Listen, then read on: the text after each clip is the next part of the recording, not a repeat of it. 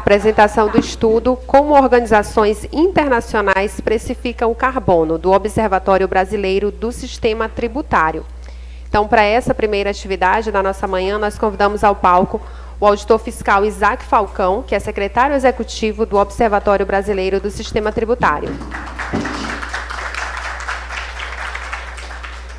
E nós convidamos também o senhor Gabriel Madeira. Gabriel Madeira é bolsista sênior do Observatório Brasileiro do Sistema Tributário.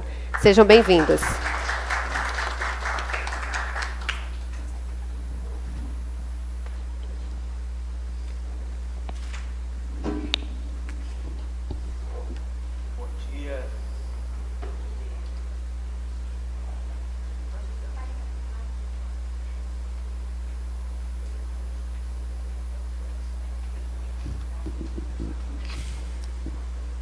Bom dia. Nós vamos apresentar aqui, o Gabriel vai apresentar, o estudo mais recente do Observatório Brasileiro do Sistema Tributário. O Observatório ele foi constituído a partir de uma iniciativa conjunta do Científico Nacional com a Universidade Federal de Goiás. Hoje em dia ainda é comum a perspectiva, a visão de que essa entidade que organiza os trabalhadores, né, de alguma área, sindicato, deveria se meter exclusivamente com aquilo que se relaciona diretamente com os benefícios e com a remuneração daquele trabalhador, né? Nós participamos de uma perspectiva diferente. A gente entende que a organização da sociedade ela não deve se dar exclusivamente por meio dos representantes eleitos, né, para os postos políticos, né, e nem exclusivamente por meio dos representantes do capital, né? Mas ainda é uma perspectiva comum, então há sempre uma resistência interna, né, dentro das categorias, quando os sindicatos olham para a sociedade brasileira e procuram dar a contribuição daquele setor do trabalho, né, no melhor da sua experiência de trabalho, no melhor das suas habilidades, do seu acúmulo profissional, para a nossa sociedade caminhar. Então, é dentro dessa perspectiva que o Científico Nacional procurou a Universidade Federal de Goiás para constituir o Observatório Brasileiro. A ordem das palavras aqui é importante, né, porque a gente tem a tributação observada sob diversos ângulos, sob diversos pontos de vista. E hoje aqui a gente vai ver sob o ângulo dos mecanismos multilaterais, das instituições multilaterais. E a gente faz essa análise, essa revisão da literatura desses organismos, justamente para conhecê-los e para que a gente possa formular a nossa própria perspectiva, né? Então, isso é bastante aderente à proposta de um observatório brasileiro. Se constitui a partir da experiência profissional, da qualificação técnica de auditores fiscais, por um lado, e da expertise acadêmica e de vivência da universidade, por outro lado. A gente tem também, nos departamentos de direito tributário e de economia das universidades, uma prevalência muito grande, especialmente no direito tributário, de escritórios que representam grandes empresas. Então, a perspectiva acadêmica caminhou muito para isso, né? Caminhou muito para uma visão mais preocupada com as empresas e com o lucro das empresas, né? Com a redução de custos das empresas, e menos preocupada com o custeio da atividade estatal, dos direitos da população brasileira, com o meio ambiente, né? Então, a gente faz esse encontro dos auditores fiscais com a universidade, justamente para a gente ter um campo que olha para a tributação preocupado com o Brasil, que olha para a tributação preocupado com o meio ambiente, que olha para a tributação a partir da perspectiva dos trabalhadores, dos cidadãos. É isso que a gente busca aqui. Claro, também, e é uma coisa importante a gente dizer, que a gente não está procurando as tradicionais receitas que OCDE, FMI e Banco Mundial prescrevem para os países ao redor do mundo para implementá-las, obedecê-las, atendê-las, né, dando continuidade àquilo que a literatura chama de colonialismo verde, né? Não se trata disso, né? Uma preocupação necessária e urgente, né, com o prolongamento da vida da nossa espécie, né, com a presença da nossa espécie no planeta Terra, né? A gente, como exemplares dessa espécie, a gente precisa se preocupar com isso, e essa preocupação passa pela redução das emissões de carbono. Esses organismos dedicaram bastante tempo a inúmeros documentos, né, sobre os quais o Gabriel vai falar aqui, tentando comparar a eficácia dos mecanismos de precificação de carbono ao redor do mundo, né? Entre esses mecanismos, os mecanismos, né, de precificação de carbono que a gente conhece são o mercado de carbono, né, aquele no qual o governo estabelece um limite para a emissão de carbono naquele país e emite certificados com direitos de emitir aquele tanto de carbono. Então, para que os grandes emissores de carbono possam emitir carbono, ele tem que adquirir um título desse com a limitação da quantidade de carbono que ele vai poder emitir. Então, você precisa ter um controle, né, do carbono emitido, e isso se dá por meio desse mecanismo de mercado. Esses títulos podem ser negociados dentro, né, das regras de cada país. E um outro jeito de controlar as emissões de carbono é tributar o carbono. Você cobra um tributo no carbono de forma a desincentivar a emissão de carbono. Você torna mais cara a emissão de carbono, com isso se espera que as pessoas ou que as empresas emitam menos carbono, tenham hábitos de consumo que implicam menor consumo de carbono. Você tem esses dois mecanismos, vamos dizer assim, de precificação de carbono, e tem, paralelamente, os mecanismos da atuação estatal direta, né? Então, os três órgãos, atuação estatal direta é o controle direto, é a legislação, são as proibições, ou os incentivos, né, à transição energética, à transição ecológica, enfim.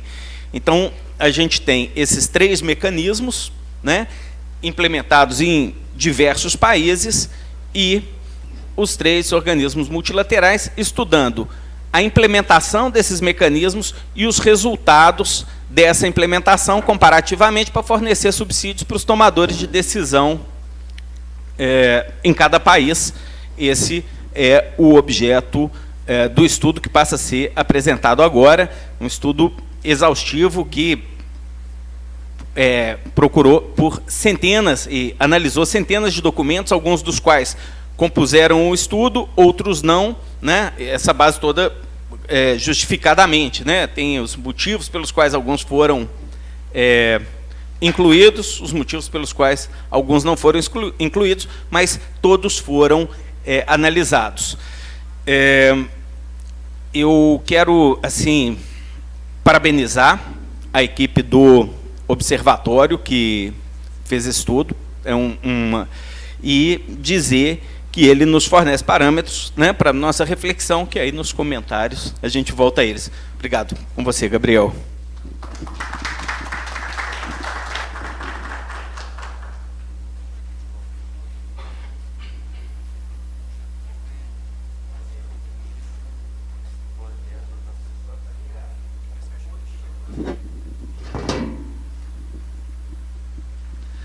Bom dia a todas as pessoas aqui presentes. Então, obrigado, Isaac. É um prazer estar aqui com vocês esta manhã. Eu acho que o Isaac fez uma boa ponderação sobre quais são, do fundo, nossos objetivos. Mas, sobretudo, a gente tem uma preocupação de tentar entender qual que é o papel do tributo nessa luta contra esses eventos extremos que dizem respeito ao desenvolvimento, com foco em sustentabilidade, obviamente. Mas qual que é, no fundo, a nossa preocupação com esse estudo? É tentar entender qual que é o papel do tributo nas duas frentes principais que a literatura aponta como as duas frentes que vão ter que ser enfrentadas para lidar com a questão do meio ambiente. Estas duas frentes são adaptação e mitigação. A adaptação diz muito mais respeito ao desenho de instituições em gerais e de políticas públicas, tem um papel do tributo também, mas a mitigação tem um papel mais significativo para a gente olhar o papel da taxação do tributo dos impostos. Então, dessas duas frentes, da mitigação e da adaptação, a literatura tem chamado um pouco mais de atenção para o papel que tem o sistema tributário como um todo, mas em especial a tributação do carbono. Então, o nosso objetivo é tentar entender quais são os desenhos e mecanismos e os resultados da precificação do carbono, é justamente tentar entender o que tem dado certo e, obviamente, a partir de uma perspectiva específica, que é a partir das organizações multilaterais. Não é comprar os discursos dessas, a gente sempre olha com bastante cuidado qual que é o papel que essas instituições desempenharam no passado, sobretudo na América Latina, sobretudo o que o Dão bem apontou na virada para os anos 90. Então a gente olha com bastante cuidado. Nosso papel aqui é mais descritivo, propriamente, para tentar entender quais são esses mecanismos e o que tem dado certo nessa perspectiva e eventuais impactos, desenhos e ferramentas. Então, esse, no fundo, o que a gente tem desenvolvido nessa nota técnica. Está a nota técnica no singular aqui, mas, no fundo, a gente tem diversas frentes ou com objetivos específicos para apontar. Então, eu quero apontar, como o Isaac bem apresentou, essa é uma equipe multidisciplinar. Eu sou o mais recente membro dessa equipe, mas eu estou hoje representando aqui o professor Francisco Mata Machado Tavares, o Frank. É quase difícil chamá-lo de Francisco, estão acostumados que estamos chamando de Frank, nosso coordenador. Mas é uma equipe multidisciplinar com propósito. Tem a Júlia, que está na frente de ciência da computação, de ciências de dados. O Nicolas é um estudante de direito, é um jovem tributarista em formação. O papel importante do Isaac como nosso coordenador executivo. Eu que venho um pouco da ciência política, com um foco tanto sobre estudos legislativos, de tentar entender o parlamento, mas também com uma formação em opinião pública, que a gente é importante também para um dos nossos próximos estudos, tá? Então, convido a todas as pessoas a acessarem o nosso site, observabr.org.br, dos diversos estudos que a gente vem desenvolvendo e os que a gente desenvolveu no passado. Então, novamente, qual que é o objetivo aqui? A gente vai sistematizar como esses fóruns essas organizações internacionais têm tratado a precificação de carbono. Em particular, por quê? É quase um consenso, tem que estar muito fora da caixinha para não entender que o carbono é o principal vilão, mas não é como entidade, certo? Mas sim as emissões que vêm a partir, sobretudo, do dióxido de carbono. E são de particular interesse nosso aqui olhar essas organizações, porque são elas que, sobretudo, financiam grande parte dos estudos, porque é muito difícil a gente pensar na mitigação do avanço desses eventos extremos climáticos que não seja dentro de uma perspectiva coordenada entre países, sobretudo porque o desmatamento não respeita fronteiras. E mais do que sistematizar, a gente também compara algumas ferramentas, evidências e recomendações, sempre com essa preocupação que eu apontei para vocês no começo. É uma visão um pouco descritiva, tá? A gente não está comprando a ideia, mas a gente quer entender o que eles estão indicando enquanto ferramentas, evidências e recomendações. Tem uma base documental com 2 frentes principais.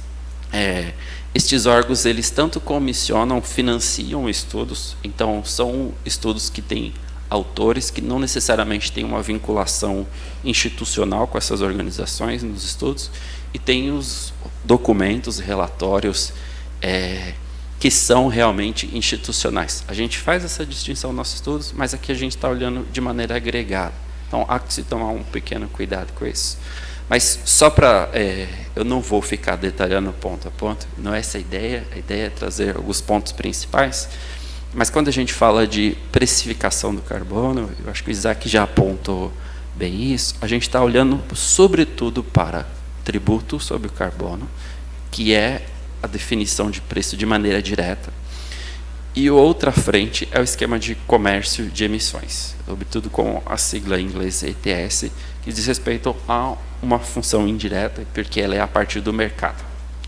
E tem alguns sistemas híbridos, eu não vou detalhar tanto esses sistemas híbridos, porque, no fundo, essas próprias instituições estão falando que eles são cada vez mais incompatíveis, sobretudo porque é mais difícil e mais complexo olhar para a solução de mercado, e vocês vão ver que uma das minhas conclusões, curiosamente, finalmente, essas instituições estão dando muito mais peso ao papel do Estado para coordenar essas atitudes que diz respeito à mitigação, quando, no passado, a gente sabia que a solução se tratava, sobretudo, por perspectivas a partir do mercado para lidar com situações fiscais, balança de pagamento, desenho de instituições, transparência.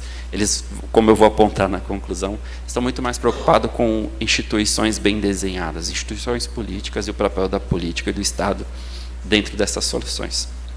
Então, ponto de partida para olhar a taxa de carbono, o tributo sobre carbono, como uma solução que tem certeza sobre o preço, tem cobertura mais ampla, é mais simples, porque a cobrança de uma taxa pode ser direta.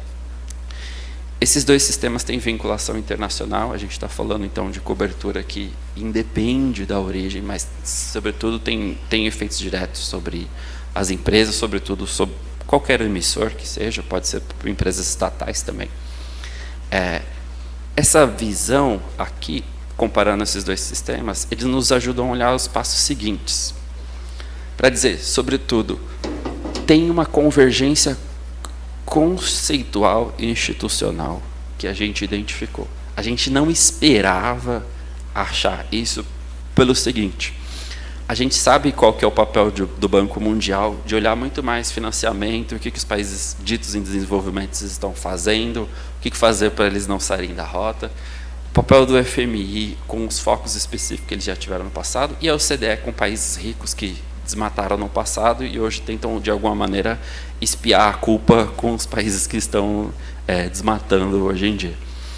Mas, curiosamente, apesar das perspectivas diferentes dessas instituições, a precificação do carbono tem essa convergência conceitual institucional. Todo esse aparato de desenhos, estudos, relatórios tem indicado que o eixo central da precificação diz respeito à mitigação. Eles têm dado muito menos ênfase à questão da adaptação, ou seja, o que a gente faz institucionalmente. O ponto da precificação do carbono tem um olhar central sobre a mitigação, certo? Sobre como que a gente faz para segurar. É quase impossível, uma fala importante da Lourdinha, de o que a gente faz para replantar aquelas árvores centenárias que demoram muito tempo.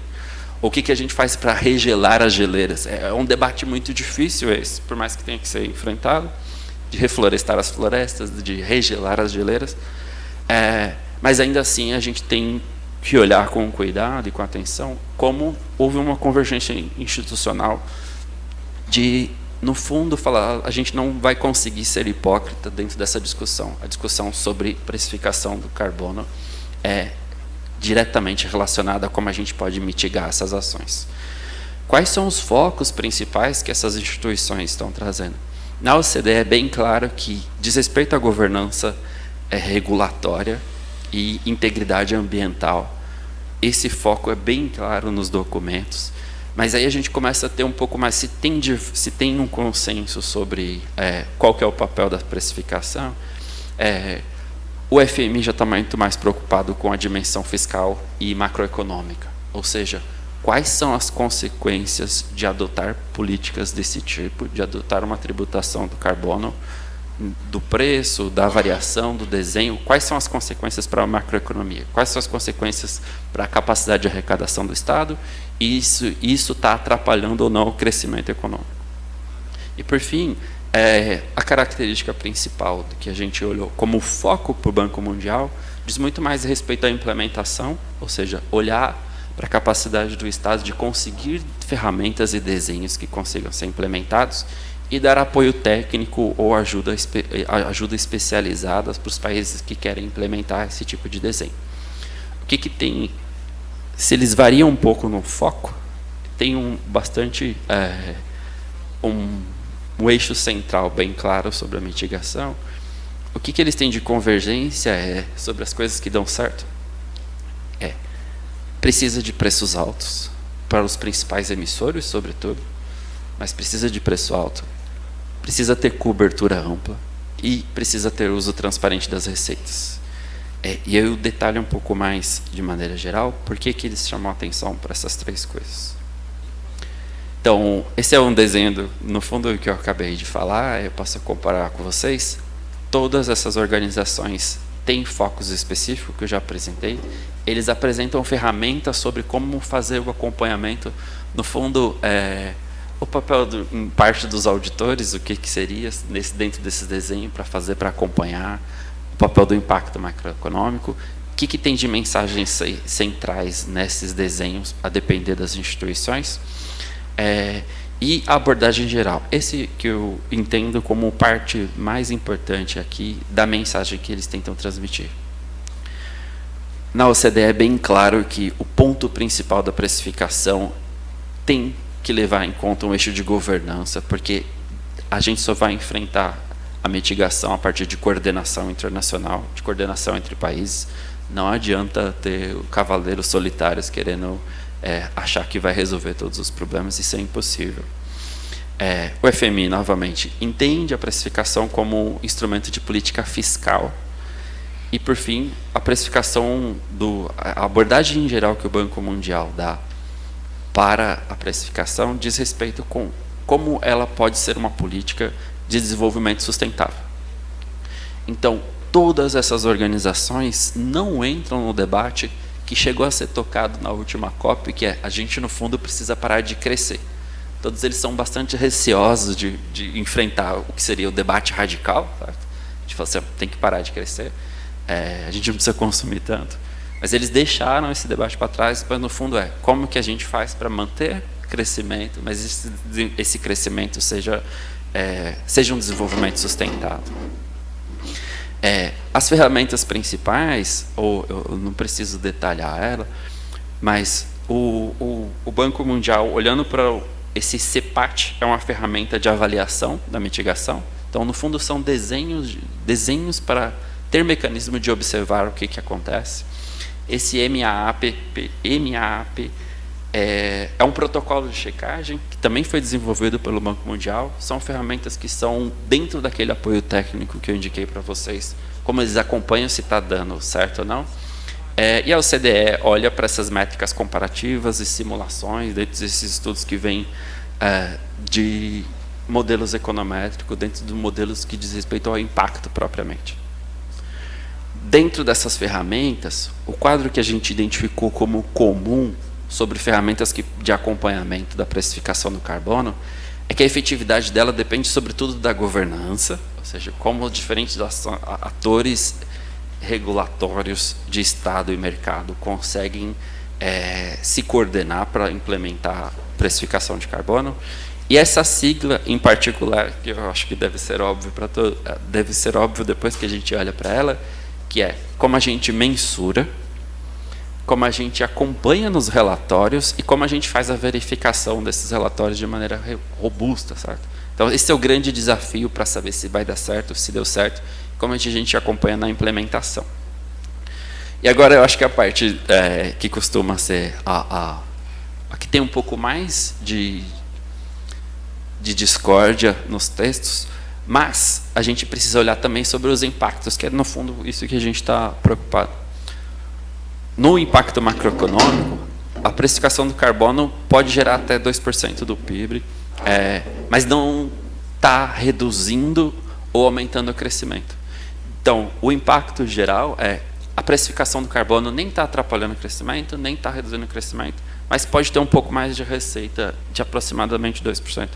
O efeito médio é neutro, entre aspas, aqui, porque ele nem está atrapalhando, nem está ajudando o crescimento. Mas o impacto para setores específicos, sobretudo na produção de alimentos, tá? Esse é um dos focos principais, e em produtos industriais como um todo, a substituição tecnológica e ganhos de eficiência. E quando vai desde a troca de filtros do carro aqui, a como a gente consegue, no manejo de propriedades agropecuárias, tratar de maneira, desde a concentração do gado, há uma série de estudos para saber que temos ganhos de tecnologia com precificação do carbono, fazendo ou criando incentivos para que haja substituição tecnológica e poluam menos, independente do setor. São diversos setores aqui. Clara, por favor. Gente, eu vou pegar aqui para já... Estou como comentarista, eu vou fazer um comentário parcial, senão vai avançando muito e a gente não consegue comentar aqui, que já foram alguns temas importantes que eu gostaria. Peço aqui, então, a licença a vocês e ao Gabriel.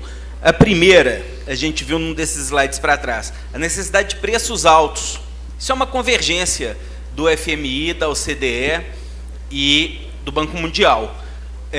A redução da emissão de carbono está ligada a um preço alto pela emissão do carbono. Então, nesse aspecto, os carbon taxes, né, eles já mostram uma superioridade em relação ao mercado de carbono. Porque se você comparar a arrecadação de um tributo sobre carbono, aqui ele está mostrando que pode chegar a 2% do PIB, né, com aquilo que se arrecada com a emissão de títulos de carbono, é uma comparação, assim, é uma poeirinha perto de um recurso imenso. Então, aquele primeiro parâmetro, né, de preços altos já mostra uma tremenda superioridade dos carbon taxes sobre o mercado de carbono. Um segundo ponto, que também estava naquele slide, é o da ampla cobertura. Olha a questão da cobertura. Se você faz uma emissão de título, né, e que os grandes poluidores têm que adquirir aquele título para ter o direito de emitir o carbono, você tem uma cobertura menor. Né? A cobertura, por exemplo, a incidência de um tributo sobre a emissão de carbono é a maior possibilidade de cobertura, né? Uma cobertura super ampla. E aí, é claro, isso vai impactar problemas de justiça fiscal, regressividade, mas isso... Mercados protegidos. Mercados protegidos, mas isso eu não vou dar spoiler, porque o Gabriel ainda vai chegar. E uso transparente das receitas, governança e MRV robusto. Como o Gabriel disse, né? MRV o monitoramento, o reporte, os relatórios e as verificações, se é aquilo mesmo. Pensa no seguinte, pensa a estrutura administrativa necessária para verificar se as empresas estão efetivamente lançando aquele tanto de carbono no ar que eles têm direito, que elas têm direito. Não é uma fiscalização simples, né? Não é uma estrutura administrativa de fiscalização simples. Então, a gente tem dificuldade de evitar o desmatamento ilegal. Imagina a dificuldade que a gente não teria de mensurar o desmatamento legal em termos da quantidade de carbono que está emitindo e cada uma das atividades, né? Quer dizer, seria uma nova estrutura gigantesca, talvez com milhares de funcionários, necessariamente com muitos milhares de funcionários, muito capacitados para identificar onde é que o carbono está sendo emitido e se está sendo emitido nos montantes representados pelos créditos que cada um dos lançadores de carbono detém.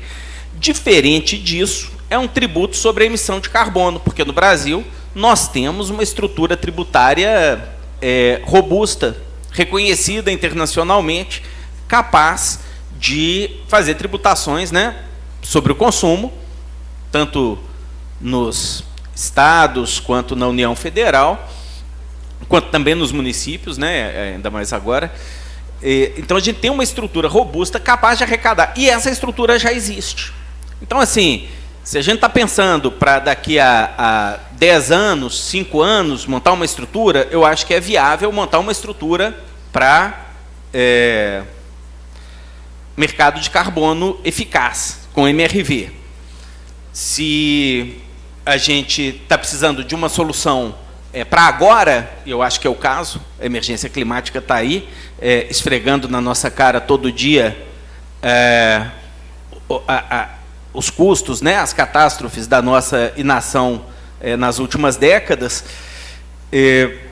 a gente tem uma estrutura capaz de cobrar um carbon tax pronta, funcionando. Tem sim. Eu acho que esse ponto que o Isaac apontou é justamente pensar nos limites e desafios que mesmo aparecem nessas organizações internacionais.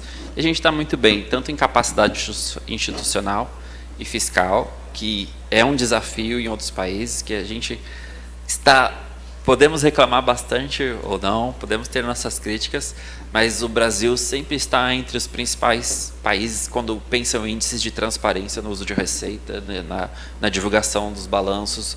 A gente está qualquer organização dessas que a gente pega, a gente está bastante avançado em comparação com outros países no que diz respeito à transparência no uso das receitas. Podemos ter alguns desafios importantes dentro do quadro do Brasil que essas organizações apontam, sobretudo no que diz respeito à desigualdade e informalidade. Porque essas duas coisas puxam bastante para olhar esses dois aspectos. A gente precisa avançar muito no combate à pobreza, isso demanda, na visão tradicional, crescimento expandido, e a gente ainda tem uma questão que diz respeito à informalidade, tanto na produção, tanto do lado do trabalho também. Então, nos limites e desafios, a gente está muito bem nos dois primeiros, mas temos bastantes, alguns gargalos aí no que diz respeito à desigualdade, sobretudo, e coordenação e legitimidade dessas políticas que são decisivas.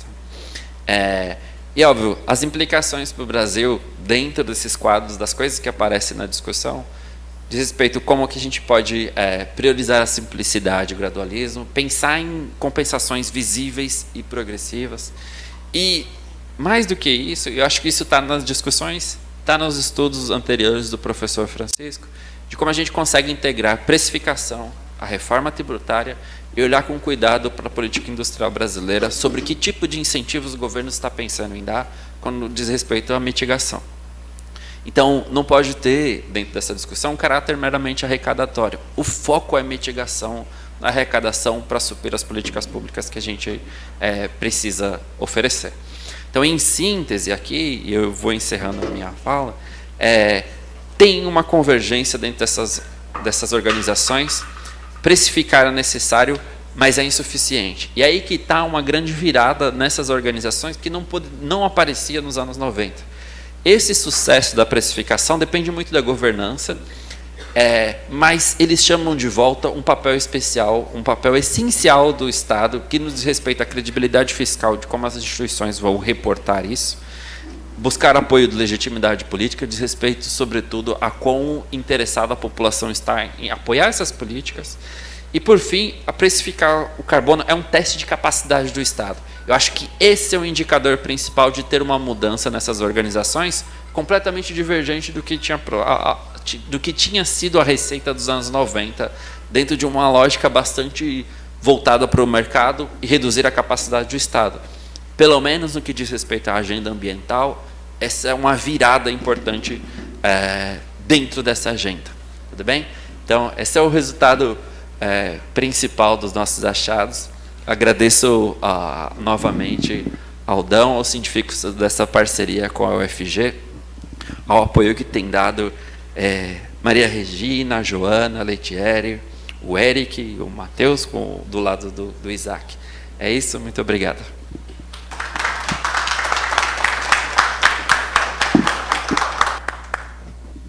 Bom, então agora deixa eu comentar aqui esses últimos.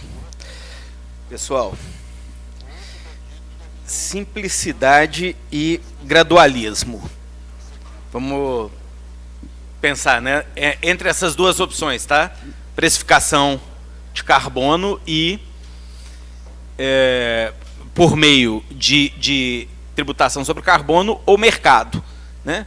O mercado tem uma característica que leva a uma complexidade, que é o seguinte: você não sabe o preço do título amanhã. Ele pode estar caríssimo, pode estar num valor pequeno. Então, as empresas não têm muita perspectiva de qual vai ser o custo delas. A empresa que é intensiva de energia, e portanto, ela tem dificuldades de planejar como é que vai ser a operação dela, o possível lucro dela, e, portanto, o investimento que vale a pena ela fazer.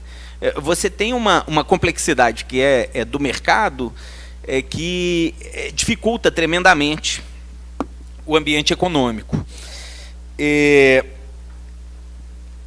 E no caso do tributo, não, né? Você tem uma alíquota definida ou um preço definido por carbono que leva o agente econômico a conseguir fazer o planejamento da ação dele, né, para os próximos tempos.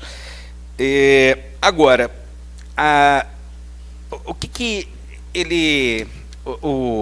essas instituições trazem muito, também como um consenso entre elas, é o seguinte: a necessidade do que eles chamam lá de reciclar, né? Reciclar a receita oriunda desse processo como algo, uma condição para que as políticas de redução de emissões funcionem. Se você não recicla, não funciona. Quer dizer, ou seja, a precificação do carbono, ela é um componente necessário, né? Você não reduz a emissão de carbono se você não tiver a precificação, né? Isso me parece que é um consenso entre as três instituições. Por outro lado, ela não é suficiente, né? Nem a tributação sobre o carbono é suficiente, nem muito menos o mercado, né? Mais insuficiente ainda. É necessário que você tenha políticas públicas de desenvolvimento, de transição energética, de transição climática, regulamentação. Agora, isso não funciona sem a precificação, ou seja, tem que estar combinado. E uma dificuldade imensa da tributação é a resistência política que há ao pagamento de um novo imposto, né? Especialmente, vamos pensar assim, Brasil, um país de carga tributária regressiva, né? Não vou falar carga tributária, mas assim, de tributação regressiva, porque ela é muito focada no consumo. Então, você pensar em um novo tributo sobre o consumo e, portanto, em tornar essa carga tributária mais regressiva e, portanto, em apresentar a conta da transição climática para aquelas pessoas que são as mais prejudicadas, né, pela poluição, e por aquelas pessoas que não foram as beneficiadas pelas emissões de carbono, ou seja, cada quilo de carbono que está na atmosfera é uma moeda no bolso de alguém, né? E não é no bolso das pessoas que vão pagar essa tributação. Então, é preciso que tenha solução para isso, né? Agora, né? Você pode ter uma implementação de tributação sobre o carbono vinculada a aplicações que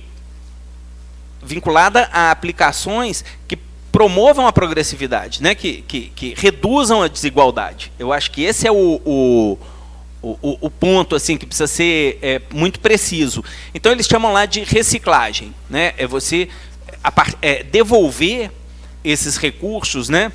Sob a forma de mitigação das consequências da mudança climática, sob a forma de pesquisa e desenvolvimento, sob a forma de incentivos para a transição energética, mas de uma forma a diminuir a regressividade do tributo. Então, é preciso que a gente, e aí eu acho que é a oportunidade da gente estar no debate entre auditores fiscais e com a academia, para desenvolver essas formas. Então, por exemplo, no caso brasileiro, né, acho que a gente perdeu uma oportunidade imensa de, na reforma tributária sobre o consumo, estabelecer um carbon tax. Agora, não definitivamente, né, porque ela poderia estar na emenda, não esteve, né, mas o desenho da emenda permite. Ela poderia estar no PLP 68, Lei Complementar 214, mas não está, né? Na época da tramitação do PLP 68, a Frente Parlamentar Ambiental, ela fez uma emenda, né? Ela promoveu uma emenda que foi até escrita no âmbito do Observatório do Sistema Tributário, né, pelo nosso coordenador acadêmico Frank,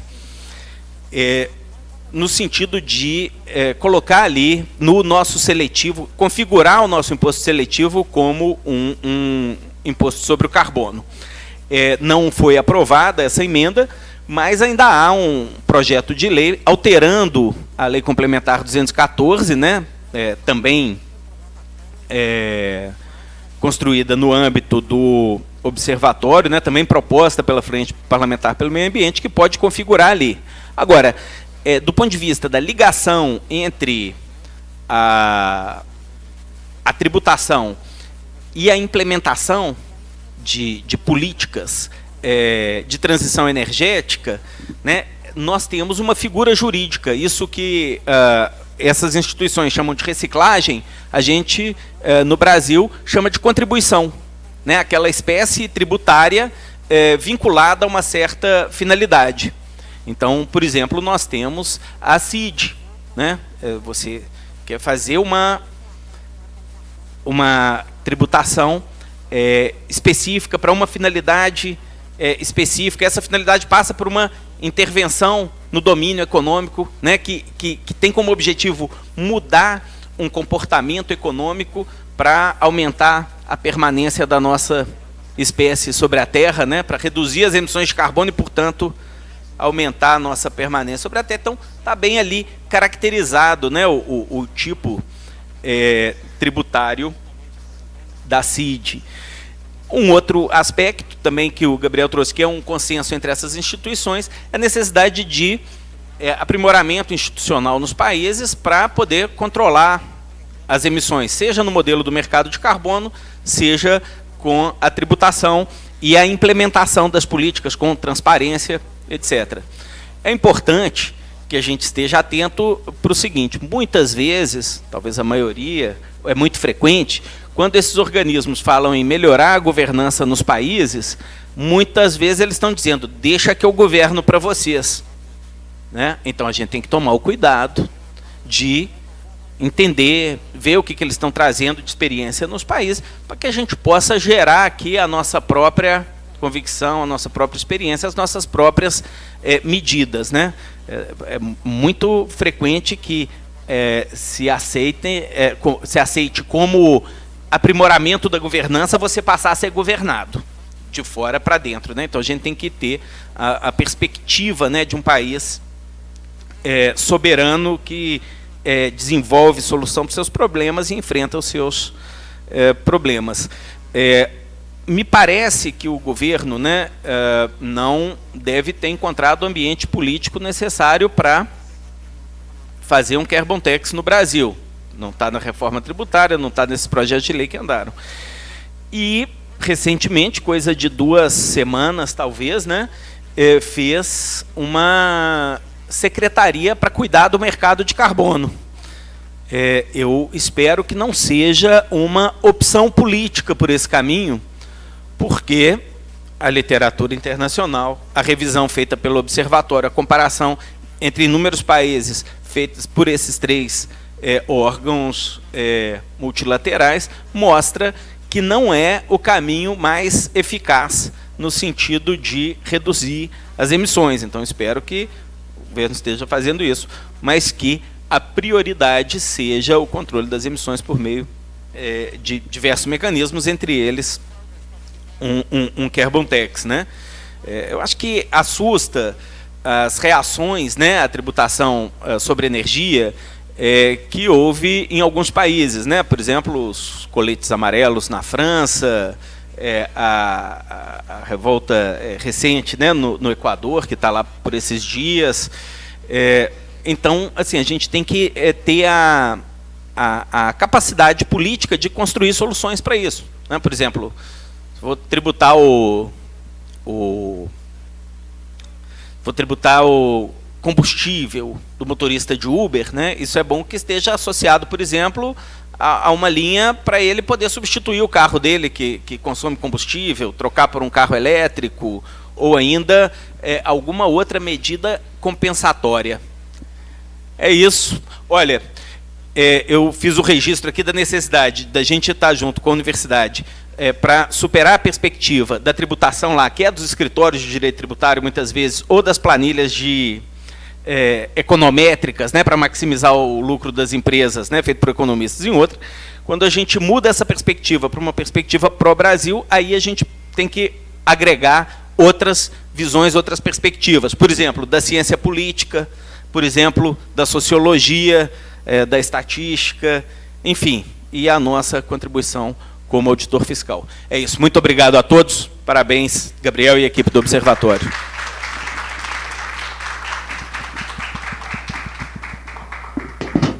Nós agradecemos o seu Gabriel e Isaac pela exposição.